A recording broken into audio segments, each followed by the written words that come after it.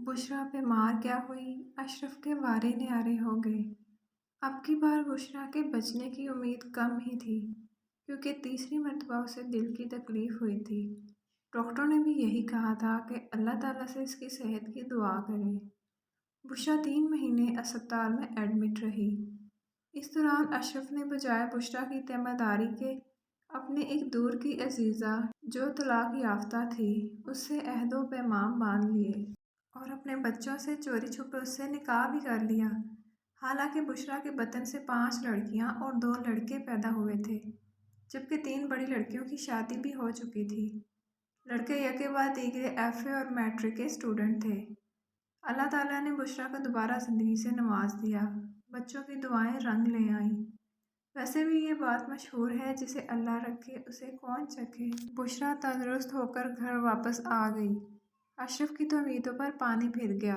وہ تو گھر میں نئی دلہن کو لانا چاہتا تھا۔ اس کے تو خواب شرمندہ تعبیر نہ ہو سکے۔ سارے منصوبے دھرے کے دھرے رہ گئے۔ اشرف ویسے بھی عادتاً حسن پرست اور عورتوں کا رسیا تھا۔ یہی وجہ تھی کہ اسے جہاں سے بھی لفٹ ملتی فوراً وہاں ڈھیر ہو جاتا۔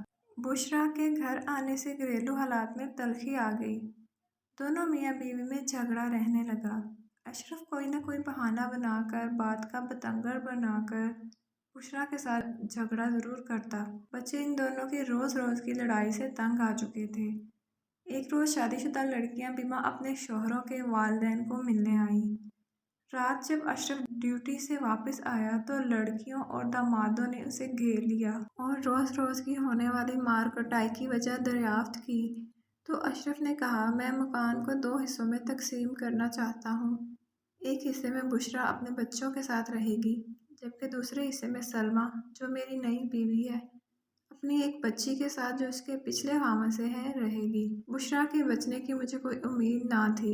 اس وجہ سے میں نے اپنے بچوں کے لیے دوسری ماں کا بندوبست کیا تھا۔ دوسرا، میں نے ایک بے سہارا کو سہارا بھی دیا ہے، لہٰذا میں سلمیٰ کو اس گھر میں لانا چاہتا ہوں۔ تو بشریٰ رکاوٹ ڈالتی ہے، سلمیٰ اب میری بیوی ہے اور میری عزت ہے۔ اشرف کی رام کہانی سن کر سارے بچے دم خود رہ گئے۔ کر بھی کیا سکتے تھے اور والدہ کو کہہ بھی کچھ نہیں سکتے تھے۔ اب تو پانی بھی سر سے گزر چکا تھا، نکاح تو ہو چکا تھا۔ اب تو سلمیٰ کو گھر میں لانے کے لیے اشرف ہنگامہ برپا کرتا تھا۔ بڑے لڑکے نے باپ کو بہت سمجھایا، مگر داغ کے 3 پارٹ۔ اشرف پر نہ اس کی کسی بیٹی کا رونا کام آیا اور نہ ہی کسی داماد کی کوئی دھمکی کا اثر ہوا۔ البتہ چھوٹے بیٹے نے گولیاں کھا کر اپنی زندگی کا خاتمہ کر لیا۔ بشریٰ نے جب جوان بیٹے کی موت دیکھی تو وہ کومے میں چلی گئی۔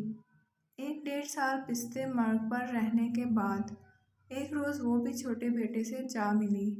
گھر اجڑ گیا، چین برباد ہو گیا، سکون غارت ہوتا چلا گیا، مگر اشرف اپنی ضد پر قائم رہا۔ یکے بعد دیگر 2 صدمات بھی اس کے رویے میں رتی بھر بھی لغزش پیدا نہ کر سکے۔ بشریٰ کے 40ویں کے بعد گھر 2 حصوں میں تقسیم کر دیا گیا اور اپنی منشا کے مطابق سلمیٰ کے ساتھ ایک حصے میں براجمان ہو گیا۔ اشرف کا بڑا بیٹا جاوید اب تعلیم چھوڑ چکا تھا۔ پک اپ کا ڈرائیور بن کر اپنی چھوٹی بہنوں کی کفالت کرنے لگا۔ ایک روز اشرف نے جاوید کو اپنے ہاں بلوایا اور حکم صادر فرمایا کہ اگر تم اس گھر میں رہنا چاہتے ہو تو سلمیٰ کی چھوٹی بہن سے شادی کرنا ہوگی۔ انکار کی صورت میں گھر سے بے دخل اور جائیداد سے بھی آگ ہونا پڑے گا۔ فیصلہ تمہارے ہاتھ میں ہے۔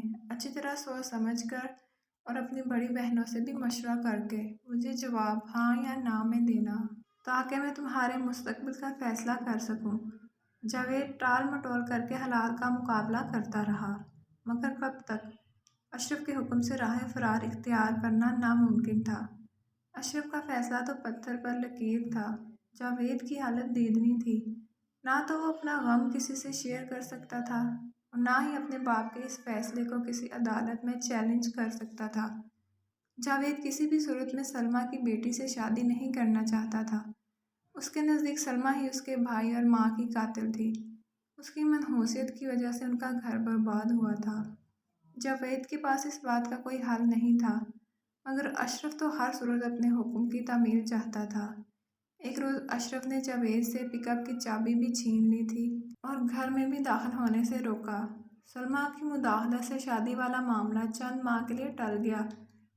پھر ایک روز باسی کڑی میں ابال آ گیا۔ جاوید نے حالات کی نزاکت کے پیش نظر ہتھیار ڈال دیے۔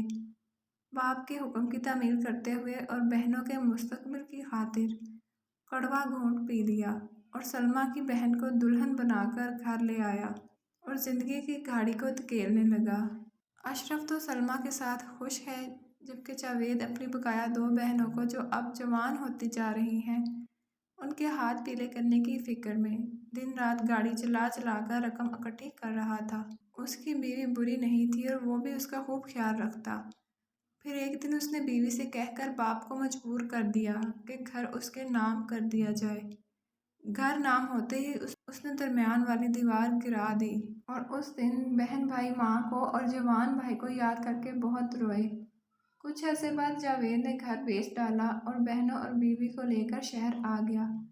باپ منت تلے کرتا رہا کہ میری نوکری اس جگہ ہے، شہر جا کر کیا کروں گا، مجھے بے گھر مت کرو، مگر اس نے ایک نہ مانی۔ ابا، جب تم طاقتور تھے تب تم نے ہمارا نہ سوچا اور خود غرض بن گئے۔ اب میں وہی سب کچھ کر رہا ہوں تاکہ تمہیں اذیت کا سامنا کرنا پڑے، تمہیں بھی پتہ چلے کہ بے بسی کا دکھ کیا ہوتا ہے۔ سلمیٰ بھی اپنے داماد اور بیٹی کے ساتھ شہر آ گئی، کیونکہ جاوید کی بیوی امید سے تھی۔ یوں اشرف بڑھاپے کی آخری سرحدوں پر تنہا رہ گیا۔